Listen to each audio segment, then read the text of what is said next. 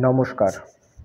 আজকের আলোচনা মানুষের বেদান্তের সঙ্গে প্রকৃত সম্পর্ক কী?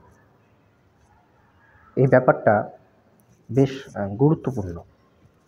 স্বামীজির বেদান্ত দর্শনের স্থান যে কতটা উঁচু তা আমাদের দেশে বিদেশে পাশ্চাত্যে স্কুল কলেজে প্রভৃতি জায়গায় তার উদাহরণ দিয়ে আমাদেরকে বেদান্তের এক ধর্মমত, এই বেদান্তের ধর্মমত যে কতটা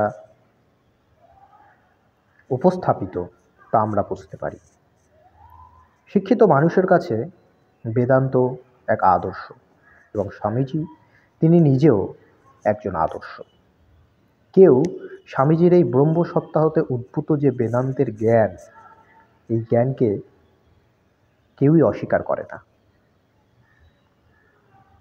তো এই যে আমাদের বেদান্তের দাবি, স্বামীজি বলেছিলেন বেদান্তের একটা দাবি আছে।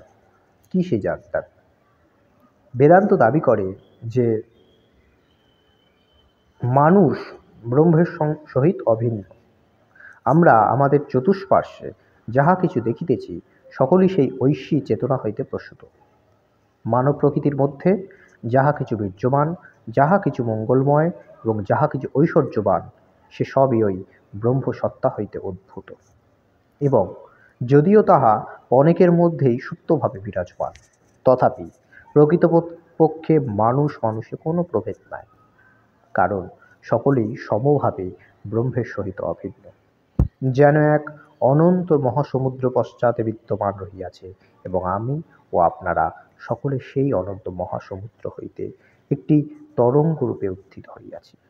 সুতরাং সুপ্ত সম্ভাবনার দিক হইতে দেখিতে গেলে যে সৎ চিত ও আনন্দময় মহাসাগরের সহিত আমরা স্বভাবত অভিন্নই রয়েছি, সেই মহাসাগরে আমাদের প্রত্যেকের জন্মগত অধিকার রয়েছে।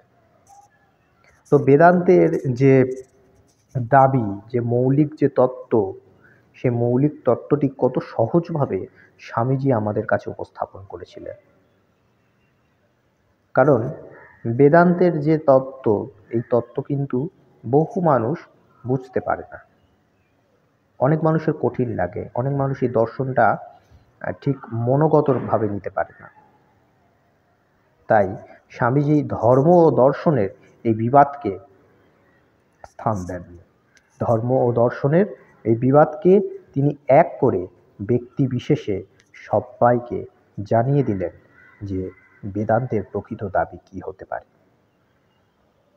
সেই ব্রহ্মসত্তা সব কিছু থেকে উচ্চ স্থানে এবং সেই ব্রহ্মই সমস্ত দিক জুড়ে রয়েছে।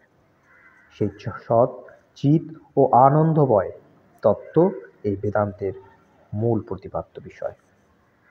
ধন্যবাদ।